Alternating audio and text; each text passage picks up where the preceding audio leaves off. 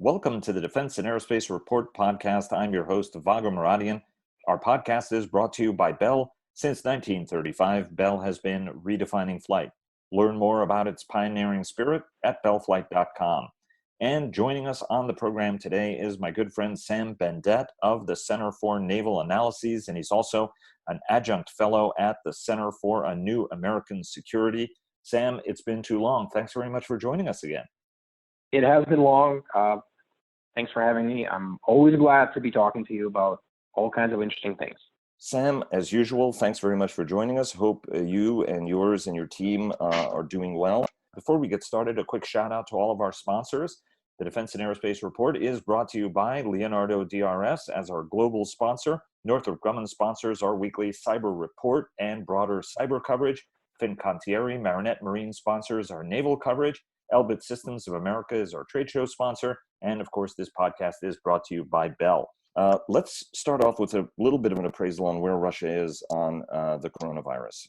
There was clearly a sense that Russia was underreporting. There were reports of outbreaks across the country. For a while, Vladimir Putin went missing, and people were sort of looking at, where is the leader of the country at a time when he had kind of somewhat gone invisible and put underlings in charge.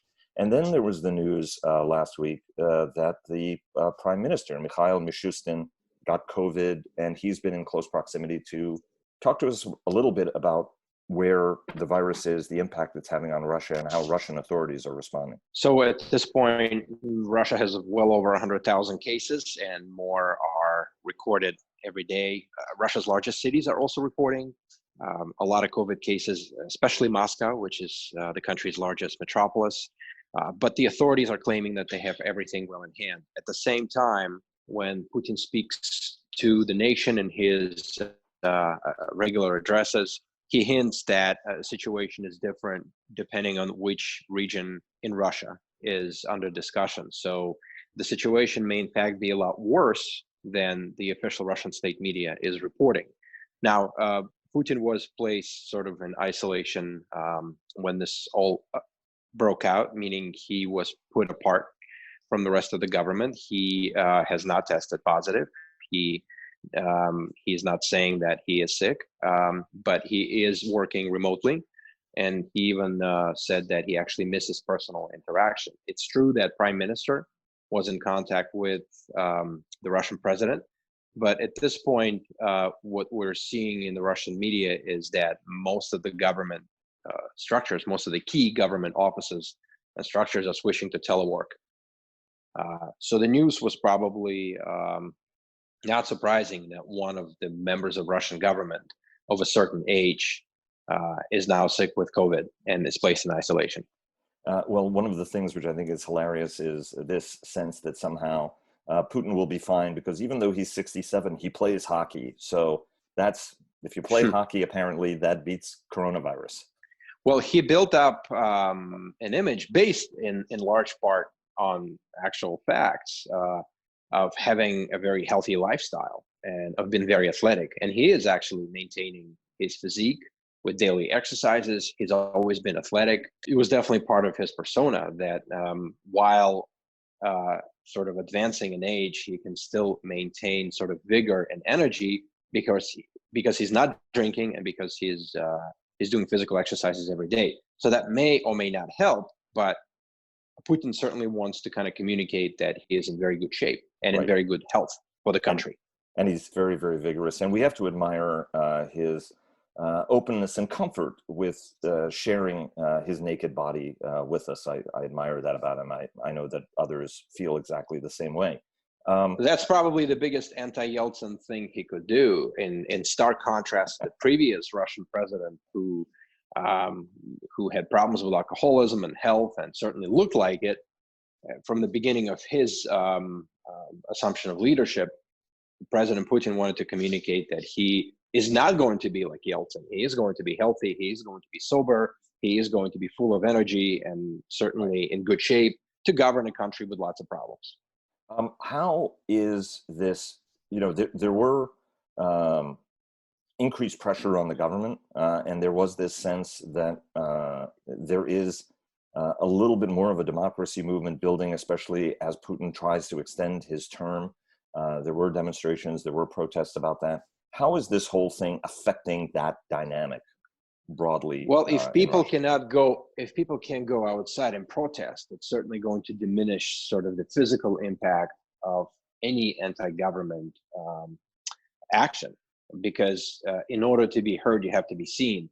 Certainly, a protest that drew thousands of people over time are an eye-catching event and certainly makes the news. Now that a lot of the protests are moving online, that's going to be slightly, I think it would be perceived slightly different by the population and by the government.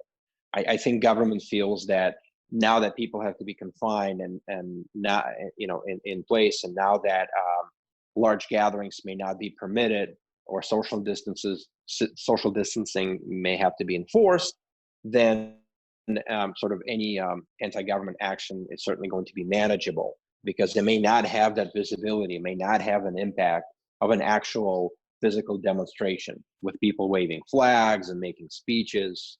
I think online presence may still have an impact, but it will just be a very different type of impact. Talk to us about the military and bring us up to speed on that dynamic and whether or not there have been any military impacts. I mean, the United States military has been affected. Obviously, folks are looking at what happened to the Teddy Roosevelt aircraft carrier out in Guam. But the broader impact on the U.S. military has been relatively limited. You just gave us a little bit of statistics on where Russians are. How's COVID affecting the Russian military at this point? Because it continues to sort of provoke its neighbors at the end of the day. Up until recently, if you read the official MOD statements, you would get the impression that the military has everything well in hand. It hasn't been affected. There are no open COVID cases in the military, just like they were probably in the United States or elsewhere until recently. But now the news coming out of Russia is that, yes, there are indeed COVID cases amongst the military. There's been a recent case where several dozen military cadets have been diagnosed with COVID, had to be isolated. Russia also had to quarantine several thousand military troops that had to march in a military parade on May 9th. And the director of one of the military academies had to resign over his mishandling of COVID cases within his academy. Now, the MOD is establishing a task force. Russian Defense Minister Shoigu announced a force of 30,000 troops and several thousand pieces of technology and all kinds of vehicles and equipment that are part of that force. The Russian military is also building field hospitals across the country to help the civilians manage this. If you look at how the military operates, however, again, just reading the news, you get the impression that nothing really changed. For example, when it comes to the Navy, Russia's conducting naval exercises. Russian ships are going out to sea, to the Black Sea, to the Northern Sea, to the Mediterranean. Now, they are following certain types of protocols. So, for example, 2 Russian military vessels, upon their return from the Mediterranean and the Black Sea, had to be quarantined for 2 weeks outside of Crimea, just like every other civilian vessel, in order for the military to test whether there are not any COVID cases. Mm-hmm. But again, if you read the news, if you get the, if you're trying to understand how MOD is doing, the impact of COVID-19 on the Russian military seems to be limited, at least for now. Russia has been, like China, very opportunistic in sort of springing into action and deploying Russian doctors and to build field hospitals, even in Europe, for example, to help the Italians.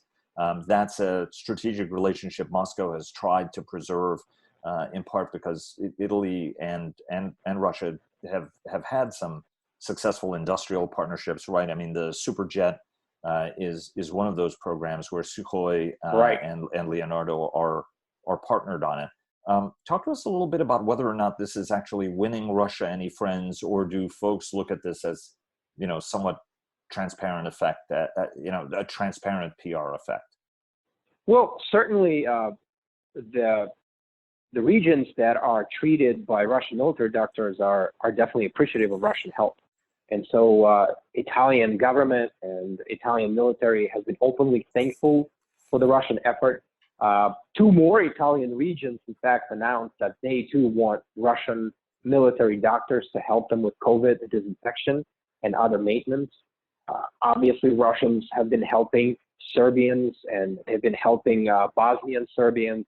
That type of public activity always reaps benefits, whether it's limited or whether it's widespread. The fact is, nature abhors the vacuum. So if the United States isn't openly helping our allies in Europe with COVID assistance, someone else will.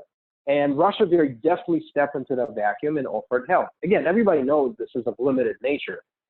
However, the fact that Russians have been willing to spare their expertise, I think will reap significant public relations benefits for Russia downrange.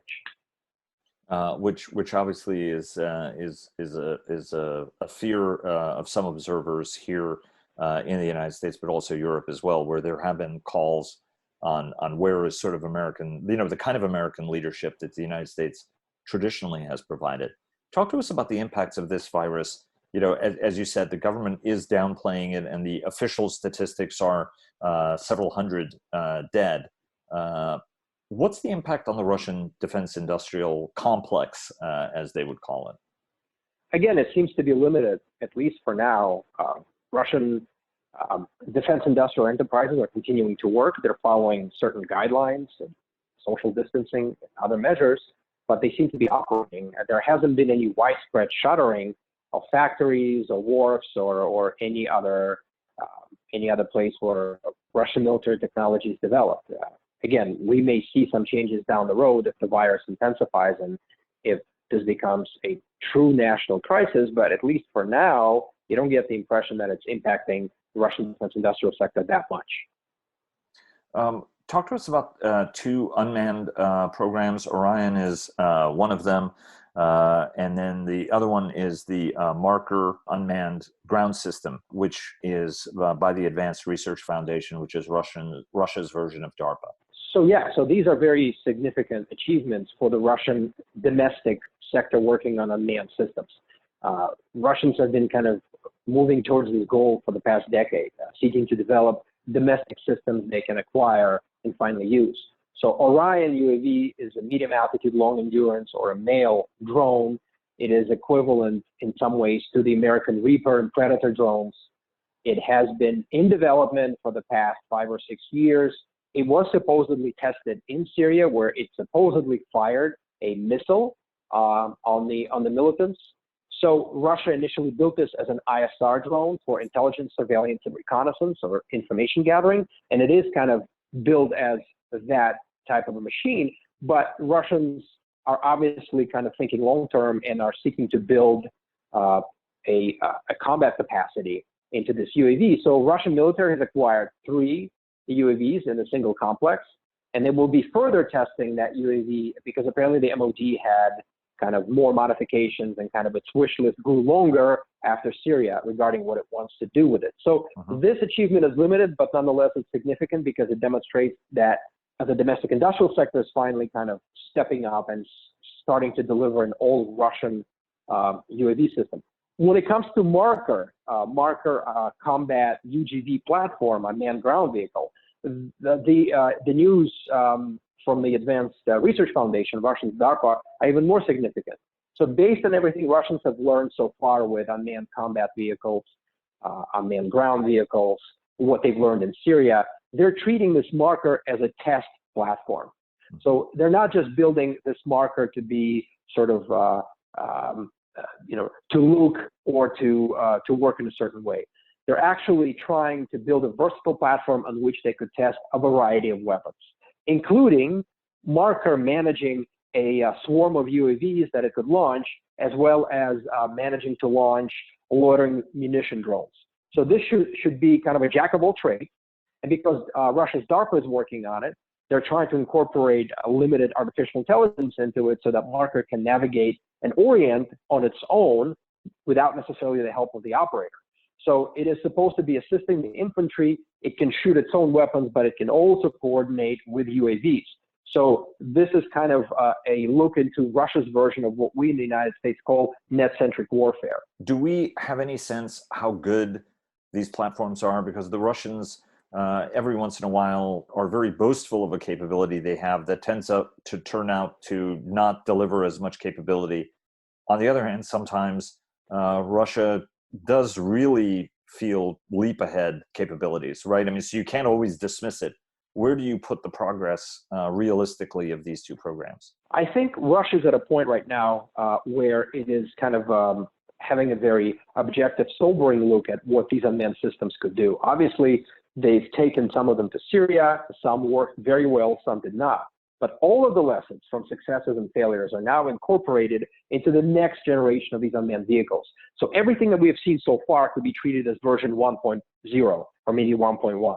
Russian defense industry and its sort of advanced organizations like Advanced Research Foundation are now moving on to versions 2.0, where the government and the MOD knows what it wants from these vehicles based on the previous experience, and is now directing the industry to build something according to its own requirements. So now it's the government that's actually dictating, and the MOD that's actually dictating what has to be done.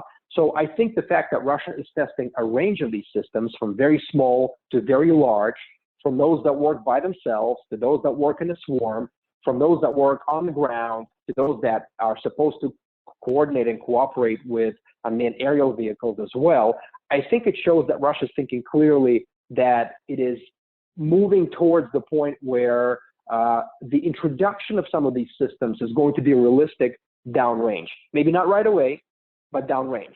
And yes, they've made announcements that they've accepted certain UGVs in service. For example, the Uran-9 combat vehicle was announced as being accepted into service, as were a couple of others. But I think this is kind of a realistic approach, and we're going to see a lot more tests and a lot more evaluations by the MOD, as well as we're going to see a lot of kind of intellectual discussions of what this robotic system means for today's and tomorrow's Russian military. Let me take you to the last question, which is, you mentioned the May 9 parade. Russia has been celebrating the end of the Great Patriotic War since 1945. At the time, I believe it was one of the largest parades in history, if I recall correctly. And every year that's been an opportunity where the Soviet Union, as well as the Russian Federation, have displayed sort of the best of Russian military technology. Talk to us a little bit about whether this year there's going to be a parade, and if there's going to be a parade, what we're going to see. Well, certainly in Soviet times, this was one of the biggest displays of military pageantry around the world. Soviet Union was very right. Soviet Union was very proud of its victory, and so the May 9th was one of the biggest state holidays, along with November 7th and May 1st and a couple of others. So May 9th was a very big deal for Soviet Union.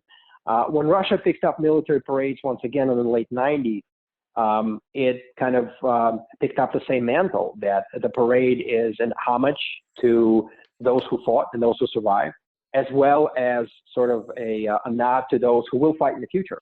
And so May 9th victory parade was also a place where you could see a lot of interesting weapons and systems. And certainly this year, this was supposed to be a big deal. In fact, President Putin said that May 9th celebration was supposed to be one of the biggest events that he would be managing across the country. It was supposed to be a feather.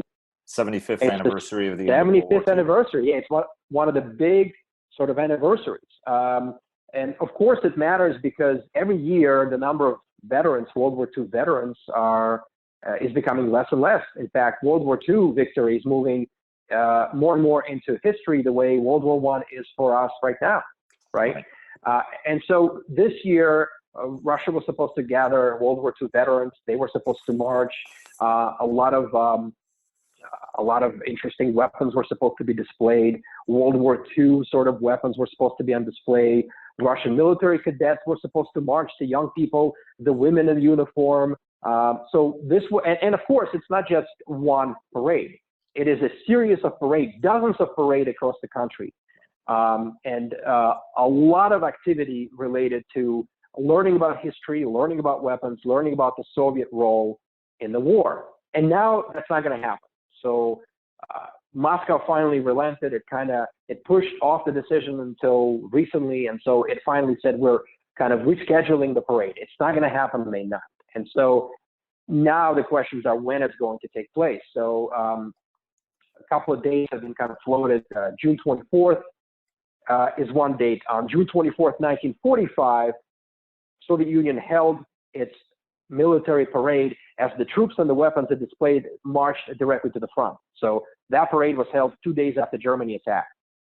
Another date that's floated is September 3rd, which is now the official end of World War II that is celebrated by Russia. That is after Soviet Union assisted the Allies in the defeat of Imperial Japan.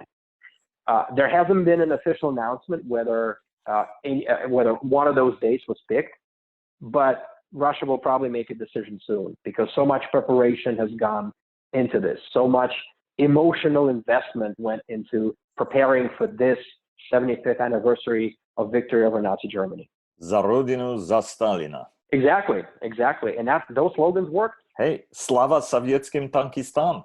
Well, we're going to debate the strength of Soviet tanks for quite a while. Actually, regarding those Soviet tanks, so Russia acquired, I believe, 13 or 14 T-34 main battle tanks from World War II from Laos, because apparently Laotian military maintained those T-34-85s that it received from Soviet Union, and they're in such good shape that that Russia was supposed to use those tanks in parades, in museums, and possibly in movie making. So we were supposed to see a lot of interesting weapons and a lot of interesting military technology. We're not going to see that chance, and I'm sure a lot of people in Russia are upset over this, especially the older generations, those who remember what it was like to fight and to live in Soviet Union, and those who wanted to see that parade. And this is, again, probably one of the last significant dates when Soviet World War II veterans can gather together. If Russia chooses to hold an 80th anniversary of World War II event or a parade, a lot of these vets would simply not be around. Well, my dad was a Soviet tanker, was there for Barbarossa on the border in Chernovtsi. So he was in a Bystrochodny Огнеметный tank regiment. So the flame-throwing tanks. The flame-throwing tanks, which didn't work, by the way. My dad would point out that the tanks looked good, but were somewhat not functional when the Germans came across the line. Anyway, Sam, always an honor, always a pleasure having you on. Thanks so much for joining us. I look forward to having you back on again soon. My pleasure, Margo, always. And thanks for joining us. Please follow our daily interviews with top government, military, industry, and thought leaders at Defense and Aerospace Report, and subscribe to our weekly newsletter. Follow us on Twitter at DEFAERO Report. That's at DEFAERO Report. Like us on Facebook at Defense and Aerospace Report, and check us out on LinkedIn. Check out our weekly cyber report sponsored by Northrop Grumman. For more than 80 years, Bell has pushed past the boundaries of what's possible to drive aviation forward, going above and beyond flight, bellflight.com. Thanks again to Bell for their generous sponsorship, and we'll see you again tomorrow.